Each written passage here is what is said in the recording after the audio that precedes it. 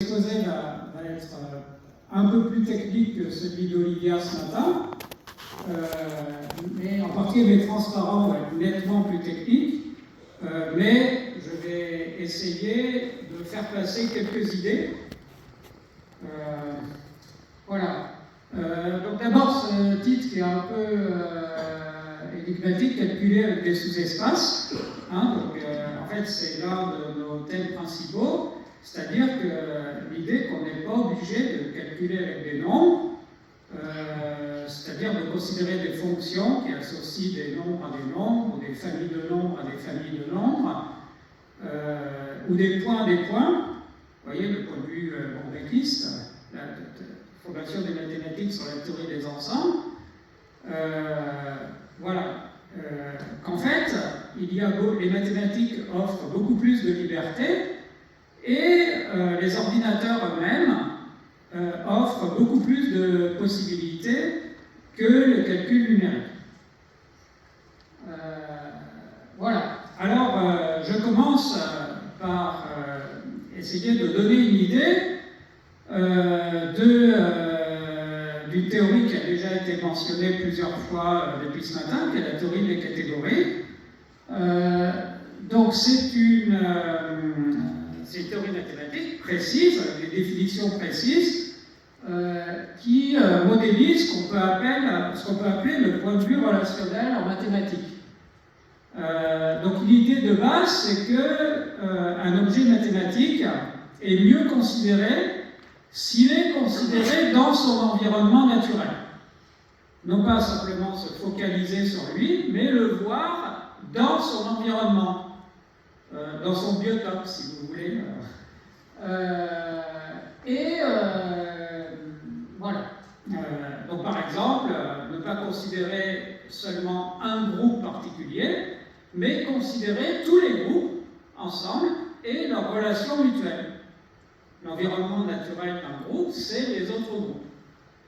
Maintenant, il y a un phénomène clé quand on adopte ce point de vue, mais un phénomène qui en fait est un véritable résultat mathématique, un théorème de base, le théorème de base de la théorie des topos, qui en fait est très facile, il se démontre en 2 phrases, il porte le nom de Lem de Yoneda.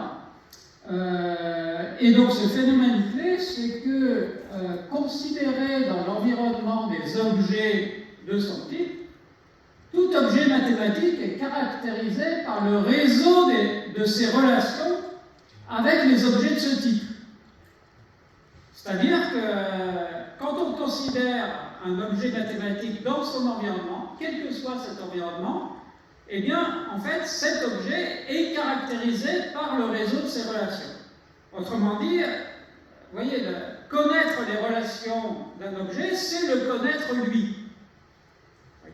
Quand on dit ça, on a l'impression de dire quelque chose de philosophique, qui d'ailleurs nous concerne, nous, en tant qu'êtres humains, être relationnels. Voilà. Mais en tout cas, en mathématiques, c'est un théorème, enfin, plus exactement le lemme de Yoneda. Voilà. Et donc, ce lemme est énoncé et démontré dans le cadre général de cette théorie, qui s'appelle la théorie des catégories. Alors, en fait, Aristote a été cité plusieurs fois depuis ce matin. Voilà.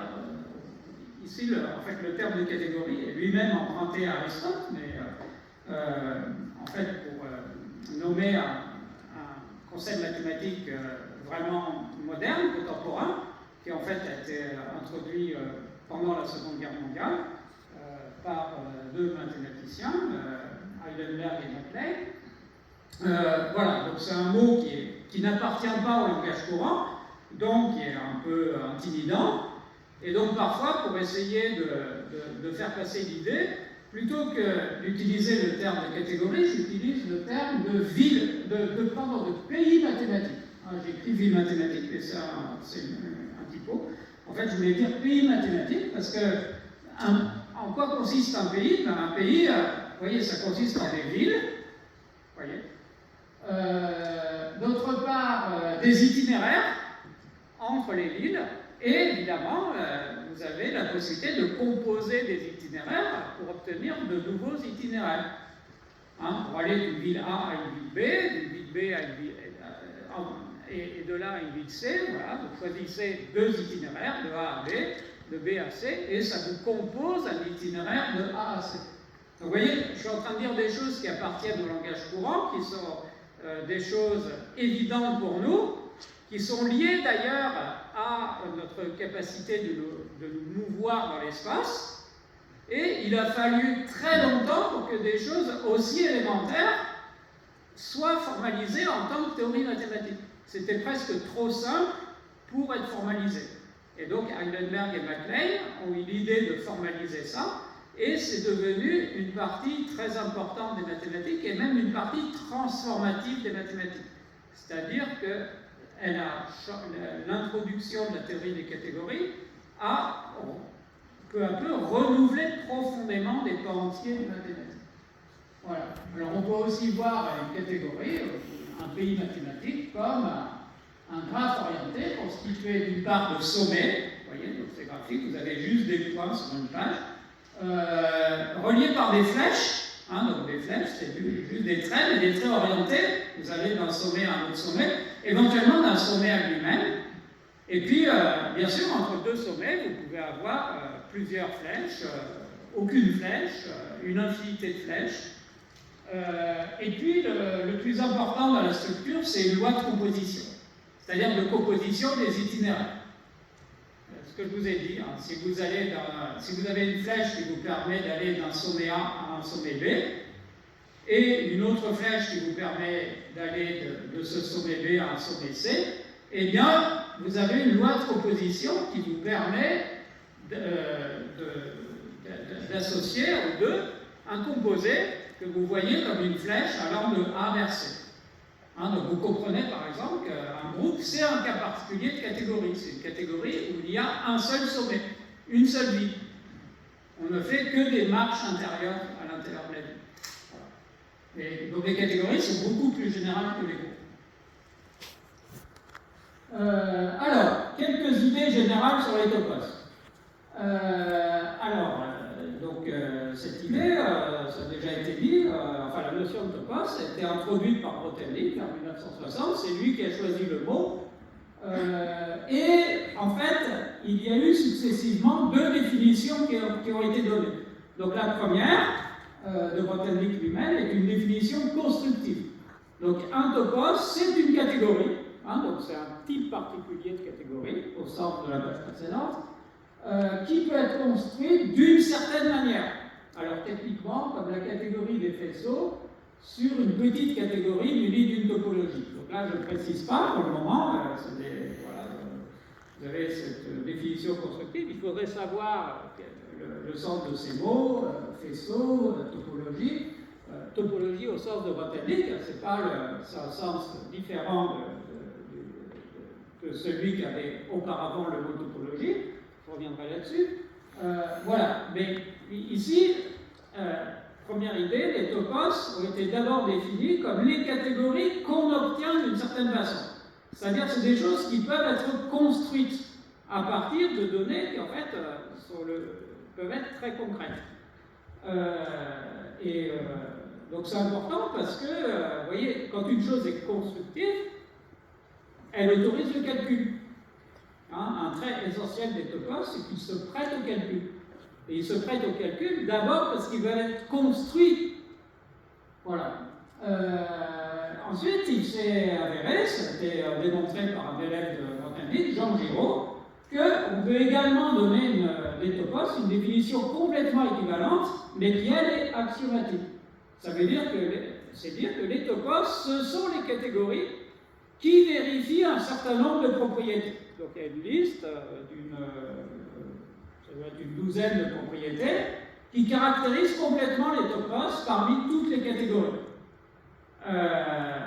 Voilà, et en fait, je ne vais pas vous donner la liste, je vais juste vous dire que les propriétés en question, c'est les propriétés constructives de la catégorie des ensembles. Donc, première idée que vous pouvez retenir, un topos, c'est quelque chose qui ressemble aux ensembles. Alors attention, je ne dis pas qu'un topos est un ensemble, je dis qu'un topos, ça ressemble à tous les ensembles considérés en même temps. avec les applications entre les ensembles. Vous voyez l'environnement. Donc un topos, c'est un environnement constitué de sommets et d'itinéraires, de flèches entre les sommets, plus une loi de proposition. Donc c'est exactement comme vous avez l'environnement constitué de tous les ensembles qui sont les sommets, des applications entre les ensembles qui sont les flèches ou les itinéraires, et de la possibilité de composer les applications, qui d'ailleurs est utilisée de manière cruciale dans les réseaux de neurones. En fait, pourquoi est-ce que l'apprentissage profond marche? Il marche parce qu'on s'est aperçu que construire des fonctions par composition est beaucoup plus efficace pour réaliser des approximations que de construire des fonctions par combinaison linéaire. Donc un truc vraiment parfaitement élémentaire. Voilà. Et donc, voilà, un topos, c'est un environnement mathématique qui est aussi bon que l'environnement des ensembles. Mais c'est beaucoup plus général. Il y a une infinie diversité de topos différents. Voilà. Et là, retenez quand même que, vous voyez, il y a deux définitions des topos. Et là, en mathématiques, c'est quelque chose de très important. Quand on a deux définitions équivalentes, de manière équivalente, mais complètement différente de définir la même chose, c'est un critère pour dire que cette chose est vraiment importante. Là, en particulier, d'avoir à la fois une définition constructive et une définition axiomatique, c'est extrêmement remarquable. Voilà, donc maintenant, Grothendieck a aussi défini une notion d'itinéraire entre les topos, c'est-à-dire vous n'avez pas seulement la notion de topos avec plein de topos différents, vous avez aussi le fait que les topos ont des relations entre eux. Il y a une notion d'itinéraire entre topos et des itinéraires que vous pouvez composer. Donc ça veut dire que les topos forment même une catégorie. Il y a une catégorie des topos. Vous voyez, c'est un peu compliqué. Parce qu'on a dit que chaque topos est une catégorie. Donc ça veut dire que vous avez une catégorie constituée de catégories. Mais en fait, les mathématiques permettent ça. Voilà. Et puis, il y a en plus le fait que quand on considère deux topos, les itinéraires qui vont du premier vers le second, en fait, en général, il y en a beaucoup, et ils forment même une catégorie. C'est-à-dire, ça a un sens de parler d'un itinéraire qui va d'un itinéraire d'un topos E' vers un topos E, vers un autre tel itinéraire. Voilà. Donc, tout ça est un peu compliqué, mais en même temps, ces choses-là peuvent se représenter concrètement. Ce matin, Olivia, dans sa présentation, vous a parlé de topos relatif. Qu'est-ce que c'est qu'un topos relatif? C'est justement un topos muni d'un itinéraire vers un topos de base. Et elle vous a dit que cette structure-là est encore beaucoup plus riche, permet de faire beaucoup plus de choses que de considérer simplement les topos isolément. Donc, la théorie des catégories, elle existe parce que justement, considérer les relations est plus important que de considérer les objets. Et plus riche que de considérer les objets. Alors, qu'est-ce qu'on peut dire encore sur les topos? Il y a le fait que tout espace topologique, au sens classique, peut être vu comme un topos. Alors, ils ne sont pas tout à fait définis de la même manière. Donc, si on veut être rigoureux, c'est à tout espace topologique qu'on peut associer un topos qui permet de le reconstruire. Mais il y a beaucoup de topos qui ne proviennent pas d'espaces topologiques. Par exemple, Olivia nous l'a aussi dit ce matin, quand vous avez un groupe, vous pouvez voir ce groupe comme un topos. Et ça vous donne un autre type de topos. Mais, néanmoins, tous les topos pris ensemble, ceux qui proviennent des espaces topologiques, ceux qui proviennent des groupes, et encore beaucoup d'autres, ils ont tous les mêmes propriétés communes. C'est-à-dire les propriétés constructives de l'environnement des ensembles, c'est-à-dire celles qui permettent de faire des mathématiques facilement. Voilà, donc alors non seulement quand vous avez un espace topologique, vous pouvez le voir comme un topos, mais quand vous avez une application continue entre deux espaces topologiques, il lui a associé un itinéraire entre les topos correspondants. Et cette correspondance est en fait bijective. C'est-à-dire que les itinéraires toposiques entre les topos associés correspondent exactement aux applications continues au sens classique. C'est-à-dire que, en fait, on a une nouvelle théorie, c'est la théorie des topos, dans laquelle la théorie classique des espaces topologiques est plongée, mais qui est beaucoup plus générale. Donc, en fait, c'est aussi pour ça que Grothendieck avait choisi ce nom de topos. Il voulait dire que le mot qui existait déjà de topologie, comme partie des mathématiques, pour lui, il proposait en quelque sorte un nouveau sort de ce mot, topologie, science des topos. Et pour lui, dans l'enseignement universitaire, par exemple, on aurait dû remplacer l'enseignement des espaces topologiques par celui des topos. Voilà. Alors en particulier, vous avez le fait que si vous considérez l'espace réduit à un point, c'est un espace, donc vous pouvez le voir comme un topos. Et on va appeler point d'un topos E les itinéraires toposiques qui vont du topos associé au point vers ce topos E. Pourquoi? Parce que si E est le topos associé à un espace X, les itinéraires toposiques de E point vers EX, ce sont les applications continues du point vers X. Autrement dit, ce sont les éléments de X. Vous voyez, donc cette notion générale de point d'un topos, elle généralise la notion habituelle de point d'un espace topologique. Mais elle est beaucoup, beaucoup plus générale.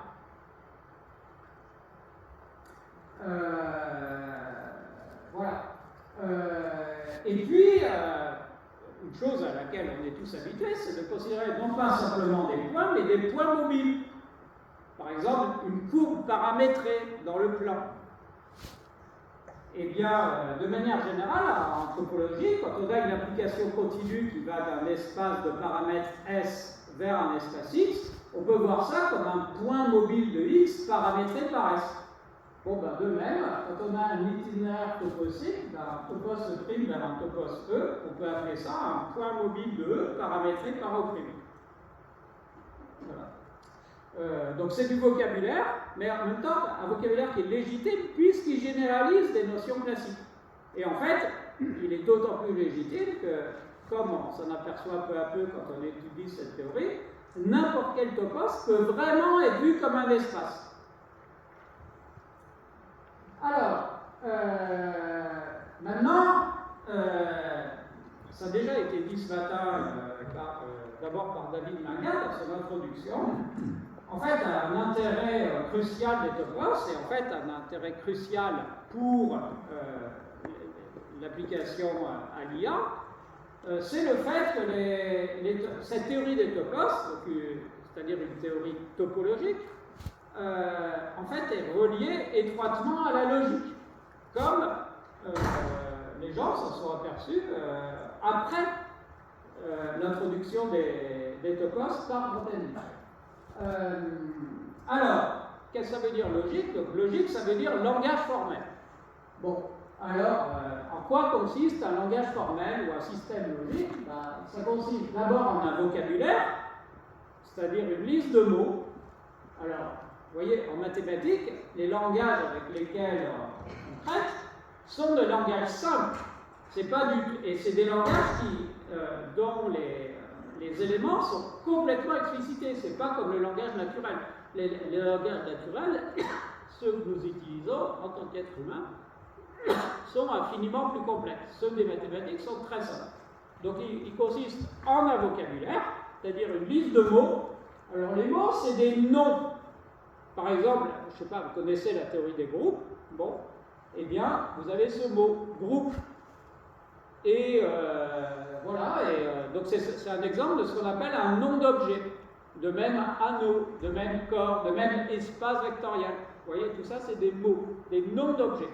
Mais vous avez aussi la possibilité d'introduire des noms de fonctions, des noms d'applications, si vous préférez. Comme par exemple, addition, ou dans un groupe, loi de composition. Vous voyez, c'est de nature différente des objets. Hein, c'est des choses qui relient des objets entre eux.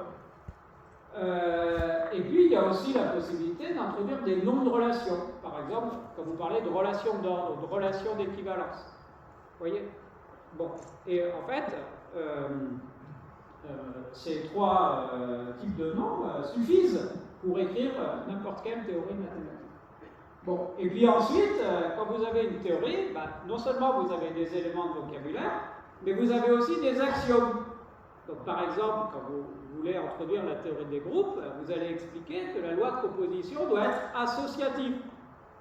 Et vous pouvez demander éventuellement que la loi de composition soit commutative, de façon à définir la notion de groupe commutatif. Vous voyez? Donc ça, ce sont des actions, c'est-à-dire des règles de grammaire qu'on introduit pour imposer des propriétés générales. Voilà. Et de manière générale, un langage formel en mathématiques, une théorie, ça consiste en un vocabulaire et des actions. Et les actions prennent toujours la forme d'implication. Une chose implique une autre.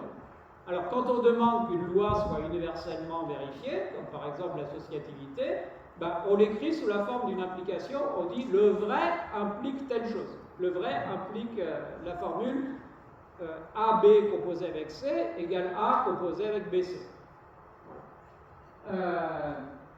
Maintenant, de manière générale, quand on a une théorie, vous voyez, c'est-à-dire un langage formel, on peut s'intéresser à sa sémantique. Alors, qu'est-ce que c'est que la sémantique d'un langage? C'est ce que le langage permet d'exprimer, les objets auxquels il s'applique. Par exemple, qu'est-ce que c'est que la sémantique du mot chat? C'est tous les chats. Qu'est-ce que c'est que la sémantique de la théorie des groupes?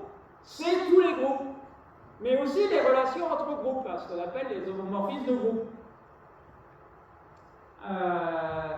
Voilà, donc ça c'est, vous voyez, la distinction essentielle de la logique entre syntaxe et sémantique. Le langage est ce à quoi le langage s'applique.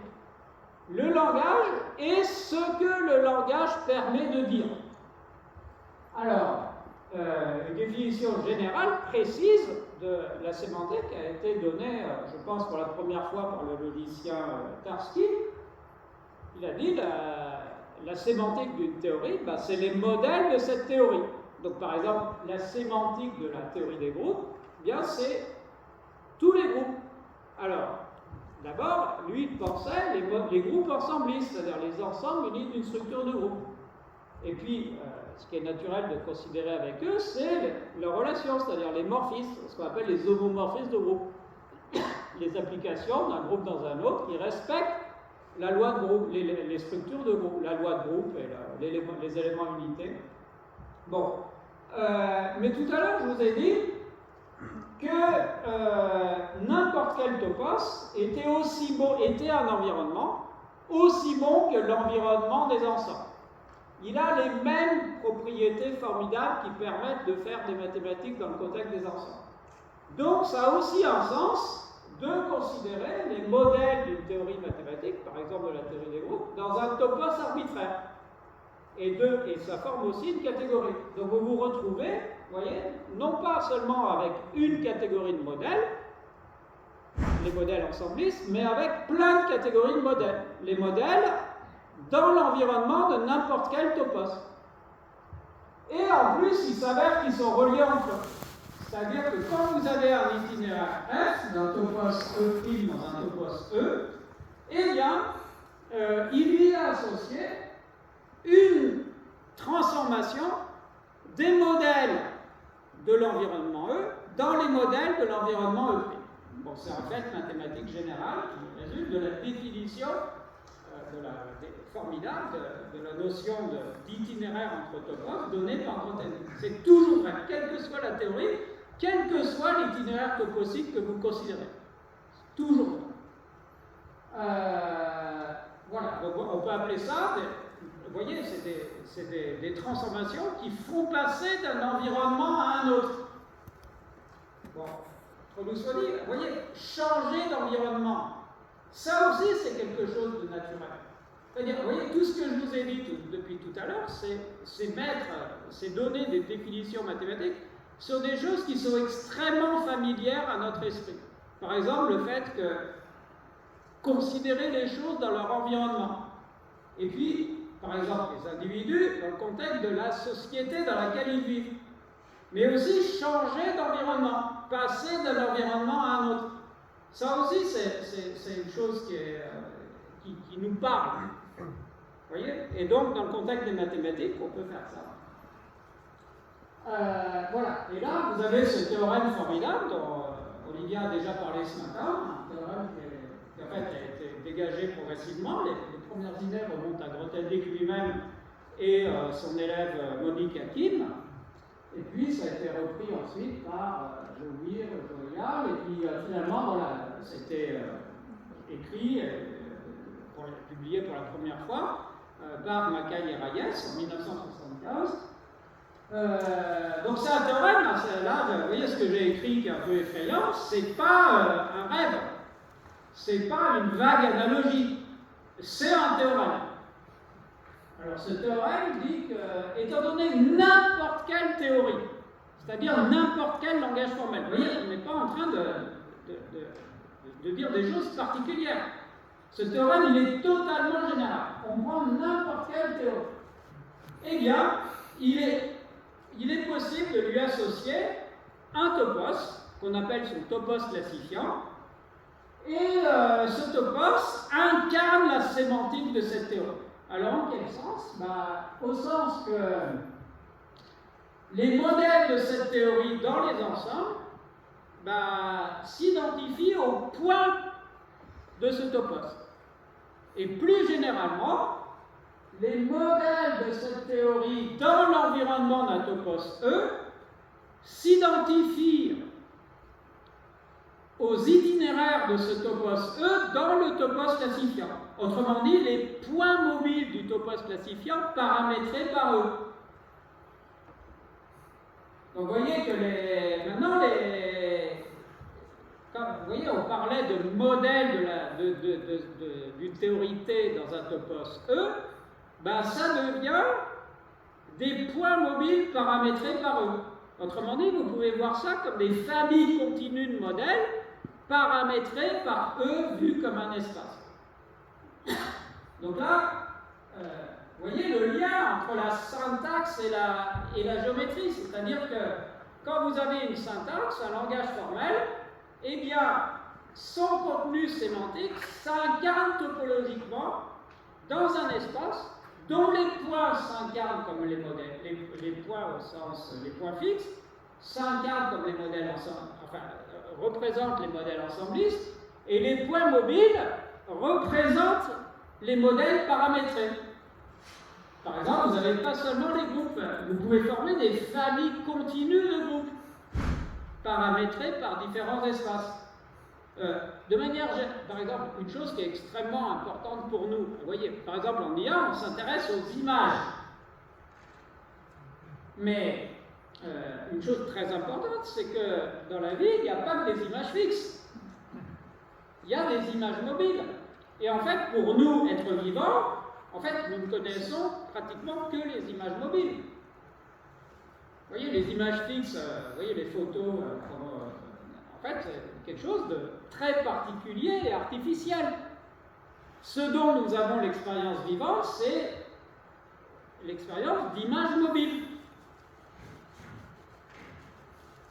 D'ailleurs, par parenthèse, il y a beaucoup de topos qui n'ont pas de points fixes, qui n'ont que des points mobiles. Évidemment, pour les espaces topologiques, c'est pas vrai, mais pour les topos, qui sont beaucoup plus généraux que les espaces topologiques, il y a beaucoup de topos qui n'ont pas de points fixes, qui n'ont que des points mobiles. Voilà. Alors, maintenant, j'en arrive au sujet principal auquel je vais revenir, c'est la notion de sous-topos. Bon, on est habitué à la notion d'espace. Par exemple, je ne sais pas, l'espace vectoriel réel de dimension D, dimension 2, dimension 3, dimension D. Bon. Et puis là-dedans, quand on a un espace, on peut considérer des sous-espaces. Par exemple, on trace des courbes dans le plan depuis que nous sommes enfants. rien n'est plus naturel pour nous. D'autant plus que nous-mêmes, en quelque sorte, nous sommes plongés dans des espaces ambiants. Nous sommes des êtres géométriques, nos corps sont des êtres géométriques plongés dans l'espace. Et en fait, nous avons une très bonne compréhension de l'espace qui fait partie de notre nature. Et c'est pourquoi nous pouvons nous voir dans l'espace, pourquoi nous comprenons l'espace, pourquoi nous interprétons ce que nous voyons. Donc rien n'est plus naturel pour nous que la notion d'espace et de sous-espace, c'est-à-dire d'espace plongé dans un espace plus grand. Bon, et je vous ai dit que les topos, c'est une notion, pour Grothendieck, c'était la notion d'espace la plus générale qui se puisse concevoir. Eh bien, dans le cadre général des topos, il y a une notion de sous-topos. Pour n'importe quel topos, on peut parler de ces sous-topos. Et de même qu'on est habitué quand on a des sous-espaces, à former des réunions de sous-espaces, à former des intersections de sous-espaces, eh bien, on peut faire la même chose avec les sous-topos d'un topos. Les sous-topos d'un topos donné forment un ensemble ordonné avec des intersections, des réunions arbitraires. Il y a même la possibilité de former des différences. C'est-à-dire que vous avez deux sous-topos, vous pouvez former leurs différences, le premier moins le deuxième. Voilà, et puis quand vous avez un itinéraire toposique entre deux topos, eh bien, cet itinéraire a nécessairement une image, et l'image est un sous-topos 2. Donc là aussi, c'est une chose extrêmement familière pour nous. Quand nous avons une application entre deux ensembles, on peut former son image. Vous voyez, donc tout ce à quoi nous sommes habitués, en fait, garde un sens dans le contexte général des topos. C'est pour ça que les topos méritent d'être encore considérés comme des espaces, même s'ils sont beaucoup plus généraux que les espaces habituels. Voilà, il y a aussi maintenant une notion d'opération externe sur les topos, c'est-à-dire quand vous avez un itinéraire toposique, un itinéraire entre deux topos, il vous permet de transformer les sous-topos du premier en des sous-topos du second, ce qu'on appelle l'image directe. Et puis, il y a une opération, ça s'avère d'image réciproque. Elles sont déterminées l'une par l'autre. Voilà, et puis il y a le fait, en fait c'est Olivier et moi qui avons démontré que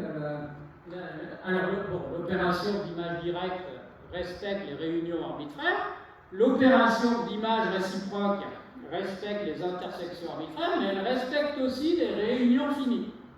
Et puis, il y a une classe entière d'itinéraires toposiques qu'on appelle simplement connexes, donc encore une notion qui vient de la topologie, pour lesquelles, en fait, les images réciproques respectent aussi les réunions arbitraires.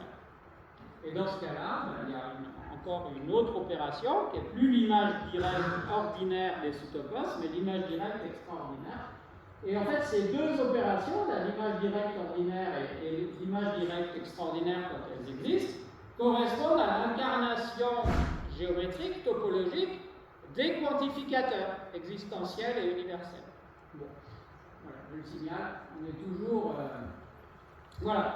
Alors, donc tout ça, c'est des notions très abstraites, on est bien content que ça soit défini en général, mais je vous ai dit que la notion de sous-topos, la théorie des topos, elle est aussi importante parce que c'est une théorie avec laquelle on peut calculer concrètement. Donc, question très importante, quand on a une définition d'un certain type d'objet, par exemple de sous-topos, comment la représenter? Alors, pour les sous-topos, ça se représente par des topologies. Alors, topologie au sens de Grothendieck. Alors ici, j'ai introduit un nouvel élément. J'avais dit qu'un topos, c'est quelque chose qui peut être une catégorie qui peut être construite comme catégorie des faisceaux sur une petite catégorie munie d'une topologie. Bon. Mais qu'est-ce que c'est qu'une topologie? Donc là, je vais dire un peu plus, parce que cette notion de topologie au sens de Grothendieck, elle aussi, elle correspond à quelque chose d'extrêmement naturel pour l'esprit humain. Une chose, c'est-à-dire les éléments qui rentrent dans la définition d'une topologie, c'est des éléments que n'importe quel enfant comprend intuitivement. Donc une topologie au sens de Grothendieck, c'est une notion de recouvrement. Donc c'est l'idée que on peut recouvrir des gros objets par des objets plus petits. Et on peut construire des objets complexes en rassemblant des pièces et en les collant les unes aux autres. Quoi de plus naturel que cette idée? Donc une topologie, c'est une notion de recouvrement, mais dont on demande certaines propriétés. Donc première propriété, on demande que si on recouvre un objet par des objets plus petits, et qu'on recouvre chacun des objets plus petits par des objets encore plus petits, eh bien, on a le droit de composer, c'est-à-dire un recouvrement de recouvrement est encore un recouvrement. Deuxième propriété, l'induction. Quand on a, dans une catégorie, quand on a un itinéraire ici d'un objet X dans un objet Y, eh bien, cet itinéraire transforme les recouvrements de Y en des recouvrements de X. On peut appeler ça l'induction. Vous voyez? Donc induction, pourquoi j'utilise le terme induction? Parce qu'on va dans le sens contraire des flèches. Vous voyez, quand on fait de la logique, on est habitué à faire des déductions. Et on les perçoit intuitivement comme aller dans le sens des flèches. En revanche, là, on va dans le sens contraire. Et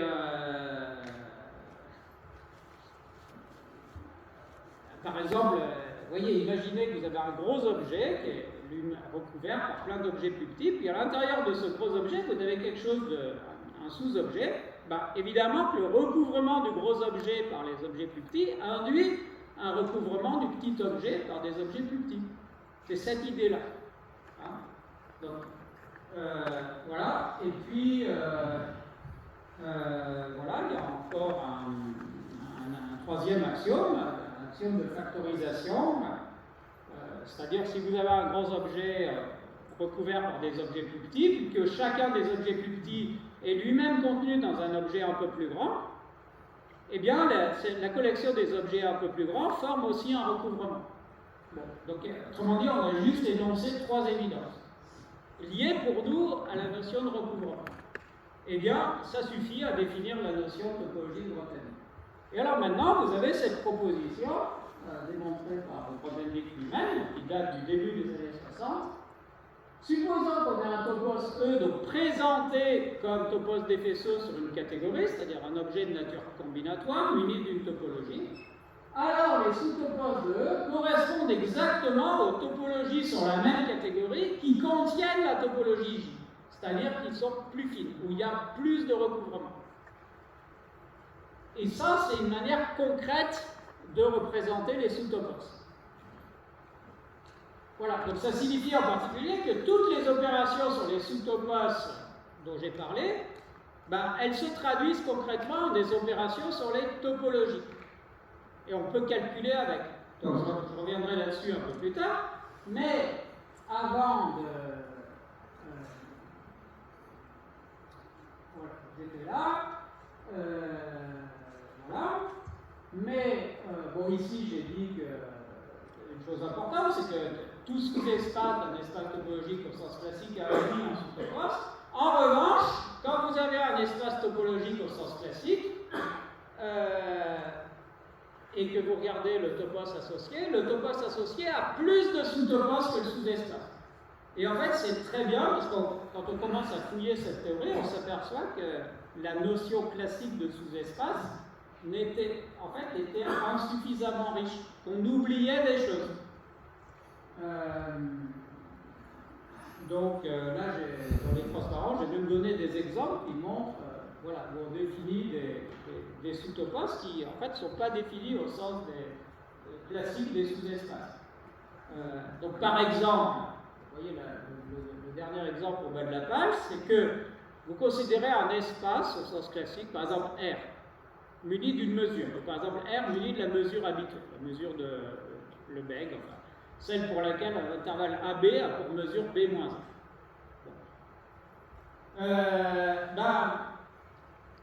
Cette mesure permet de définir une topologie au sens de Grothendieck. Toujours, quand on a un espace muni d'une mesure, ça permet de définir une topologie au sens de Grothendieck. Et donc, il y a un topos associé. Maintenant, on peut se demander quels sont les points de ce topos. Et la réponse, c'est que les points de ce topos, ce sont les éléments de l'espace de départ dont la mesure est non nulle. Mais c'est logique que si vous avez un espace muni d'une mesure, les seuls points que vous voyez, c'est ceux de mesure non nulle. Parce que si vous avez un point de mesure nulle, vous ne le verrez jamais. Hein, donc ça veut dire que si par exemple vous considérez R ou R puissance n avec la mesure habituelle, le topos associé n'a pas de point. Il n'a pas de point fixe, il n'a que des points mobiles, il n'a que des points épais, si vous voulez. Et c'est normal, vous voyez, les points pour mesure 0, vous ne les voyez jamais. Donc ça vous donne l'idée, d'ailleurs tout de suite, que cette théorie des topos, elle devrait être meilleure pour la physique. Bon, c'est juste une parenthèse. Voilà. Alors là, j'en viens, vous voyez, on a déjà dit que les topos, on peut les voir comme des objets de nature topologique, on peut aussi les voir comme reliés à la logique. Alors, puisqu'on a introduit cette notion de sous-topos, voilà, depuis les années 60, donc Olivia s'est demandé comment traduire cette notion logiquement, puisqu'on a déjà une traduction topologique. Comment la traduire logiquement? Est-ce qu'il y a une traduction logique? Et la réponse est oui, c'est ce théorème, qui date de la thèse d'Olivia. Voilà, donc on considère n'importe quelle théorie avec son topos associé, le topos classifiant, celui qui incarne sa sémantique. Qu'est-ce que c'est que les sous-topos de ce topos classifiant? Et bien la réponse, c'est que ce sont les théories quotients de la théorie donnée à équivalence démontrable près. Donc qu'est-ce que c'est qu'une théorie quotient? C'est une théorie écrite dans le même langage, c'est-à-dire avec le même vocabulaire, mais qui est définie par plus d'axiomes. Donc par exemple, imaginez que vous êtes dans le contexte de la théorie des groupes, et vous introduisez la théorie des groupes commutatifs. Ça veut dire que vous avez ajouté un axiome supplémentaire qui est l'axiome de commutativité. Donc, voilà, donc une théorie quotient, c'est ajouter des axiomes supplémentaires à ceux qu'on avait déjà dans le même vocabulaire. Et quand est-ce que deux théories quotientes sont équivalentes? C'est quand les axiomes qu'on a ajoutés, d'un côté, sont démontrables à partir des axiomes de l'autre côté. Et réciproquement. Équivalence démontrable. Vous voyez, donc ce théorème, il vous dit en quelque sorte que, vous voyez, vous avez cette notion sémantique de sous-topos, mais qui en fait est équivalente ici à une représentation syntactique, en termes d'axiomes ajoutés, à équivalence démontrable près. Donc ça, c'est un théorème qui vous relie syntaxe et sémantique. Il vous dit que, en quelque sorte, définir un sous-espace, mais au sens de sous-topos, c'est pareil que de connaître les conditions qu'il définissent à équivalence démontrable près. Vous voyez, c'est la dualité entre équation et solution. Connaître les solutions, c'est connaître les équations à équivalence démontrable près. Dans l'environnement habituel des espaces du genre R, R puissance n, etc., c'est pas vrai cette chose-là. Si vous avez un sous-espace, non, vous n'avez pas nécessairement équivalence démontrable entre des équations ou des inéquations qui permettent de le définir. Mais dans le cas des topos, vous avez cette équivalence. Et alors ça a une conséquence que j'ai mise en bas, mais qui est extrêmement importante, c'est que tous les problèmes de démontrabilité en logique du premier ordre peuvent se réexprimer en problème d'engendrement de topologie de Grothendieck. Et en fait, il y a des théorèmes, un théorème, je crois, démontré par des informaticiens théoriciens, qui vous disent qu'en fait, on peut réduire toutes les mathématiques, même d'ordre supérieur, aux mathématiques du premier ordre. Et puis on peut réduire celle-ci à ce qu'on appelle la logique géométrique du premier ordre. Bon. Donc finalement, toutes les mathématiques peuvent être réduites à des problèmes d'engendrement de topologie de Grothendieck. avec, je répète, seulement 3 axiomes. Composition des recouvrements, induction de recouvrement et propriété de factorisation. Toutes les mathématiques peuvent être réduites à ça. Voilà, bon, ensuite, il y a également apprentissage syntactique. Donc, Olivier en a parlé dans son exposé. Qu'est-ce que ça veut dire apprentissage syntactique? Ça veut dire que vous êtes avec une certaine sémantique et vous cherchez à apprendre des règles. Mais ça, même avec notre carte classique, on a une représentation géométrique de ça. Vous avez une certaine sémantique. Vous avez des données. Qu'est-ce que vous allez faire? D'abord, vous allez choisir des mots pour parler de ces données. Donc ça veut dire introduire une certaine théorie, pour le moment sans action, juste un vocabulaire, pour nommer les choses.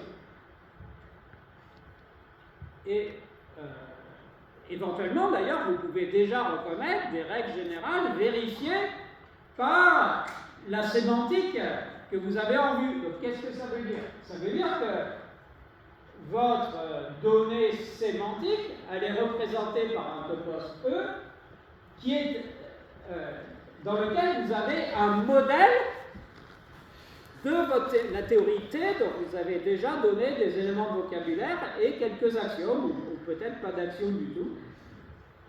Ça peut être seulement des éléments de vocabulaire. Donc voilà, mais vous avez des éléments de vocabulaire et ensuite une sémantique qui se déploie dans un certain environnement E. Géométriquement, ça se voit comment? Ça se voit comme un itinéraire toposique de E dans le topos classifiant de la théorie T. Et tout à l'heure, je vous ai dit que quand on a un itinéraire toposique, il a une image. L'image, c'est un sous-topos de ET. Et le sous-topos de ET, il correspond à une théorie quotient de T. C'est-à-dire une théorie écrite dans le même vocabulaire, mais avec davantage d'axiomes. Qu'est-ce que c'est que les axiomes? Ce sont toutes les propriétés vérifiées par vos données sémantiques. Donc ça, c'est la représentation géométrique de l'apprentissage syntactique. Vous voyez, le modèle théorique est très simple, très visuel, il est magnifique. Bon, ensuite, faire dans la pratique, c'est une autre histoire, mais au moins c'est bien défini. Non, mais après, bien sûr que dans la pratique, vous voyez, connaître une théorie, qu'est-ce que ça voudrait dire? Ça voudrait dire connaître tout ce qui est démontrable dans la théorie. Dans la pratique, on ne va jamais faire ça. On va juste dégager certaines règles.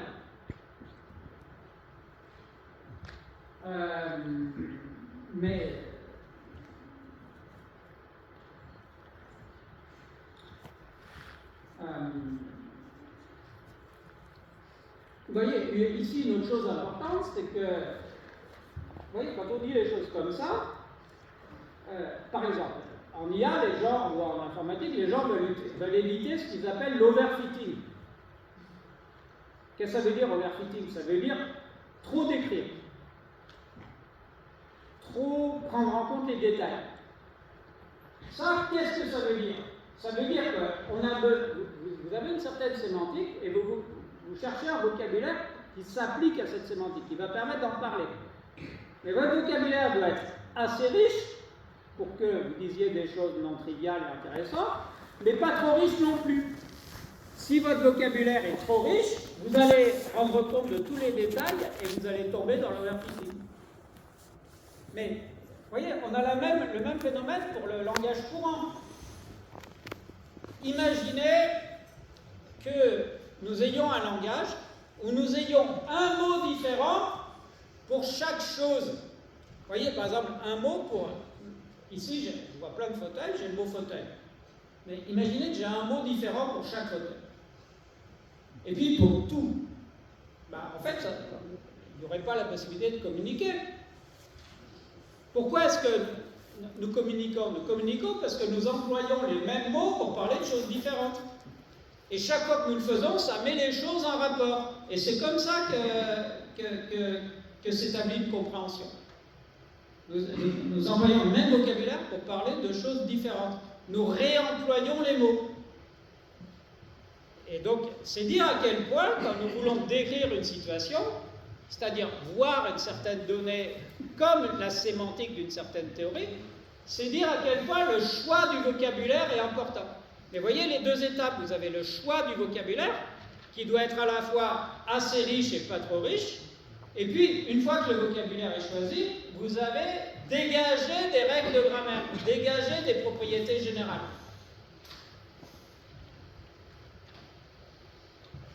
Oui, donc arithmétique des théories, donc ça c'est encore une expression d'Olivia, c'est le fait que, bon, on a dit qu'il y avait des opérations géométriques sur les sous-topos, intersection, réunion, image directe, image réciproque, peut-être image directe extraordinaire, mais on a dit aussi que les sous-topos, ça correspondait à des théories quotients. Donc ça veut dire que ces opérations arithmétiques sur les sous-topos, ces opérations géométriques sur les sous-topos, ben, elles se traduisent concrètement par des opérations sur les théories. Donc plutôt que de calculer avec des nombres, on peut calculer avec des théories, c'est-à-dire avec des systèmes d'axiomes. Et comme on l'a dit, on peut aussi calculer avec des topologies quantadiques. Et c'est équivalent. Vous voyez, je suis en train de vous dire quelque chose de très très fort. Je suis en train de vous dire que calculer avec des théories ou calculer avec des topologies, c'est pareil. Que tous les problèmes de mathématiques peuvent être réexprimés en termes purement topologiques. C'est extraordinaire. Jusqu'à présent, on pensait que la topologie, c'était juste une partie bien circonscrite des mathématiques. C'était, voilà, la topologie, c'est la partie qualitative de la géométrie. Ben, là, vous voyez, d'après ces théorèmes que j'ai cités, en fait, tout peut être réduit à de la topologie. Voilà, et puis là, il y a, en fait, mon dernier transparent, c'est le fait, vous allez me dire, ah oui, mais topologie, engendrement de topologie, sur des catégories, mais une catégorie, c'est compliqué. D'abord, en général, c'est infini. Il y a des objets, il y a les morphismes, enfin les itinéraires entre les objets, il y a leur loi de proposition, et en général, les catégories, on a bien du mal à calculer avec. Par exemple, si vous vous intéressez à la catégorie des anneaux commutatifs, comme ça a l'air simple. D'accord? La théorie des anneaux commutatifs, c'est très simple. Mais, et là, bon, parmi les anneaux commutatifs, vous pouvez considérer simplement ceux qui sont engendrés par un nombre fini d'éléments avec un nombre fini de relations. Vous cherchez quels sont les itinéraires de l'un dans l'autre. Répondre à cette question, c'est être capable de résoudre tous les systèmes d'équations polynomiales avec un nombre fini d'inconnus à coefficient dans n'importe quel anneau commutatif. Alors déjà, rien qu'avec Z, on ne sait pas faire. Donc, vous voyez? Donc c'est dire que, voilà, donc, là, c'est une catégorie qui a l'air, enfin, elle est beaucoup trop compliquée, on ne peut pas calculer avec. Du coup, on s'est dit, d'accord, les mathématiques sont équivalents à des problèmes de démontrabilité sur des problèmes d'engendrement de topologie sur des catégories, mais les catégories, c'est trop compliqué, c'est incalculable. Sauf que, une chose très importante, c'est que n'importe quel topos peut être présenté non pas simplement d'une façon, mais d'une infinité de manières différentes. À la fois comme topos classifiant de plein de théories différentes, une infinité de théories différentes, et aussi comme topos des faisceaux sur une infinité de catégories différentes avec muni d'une infinité de topologies différentes. Hein, c'est la multiplicité des représentations.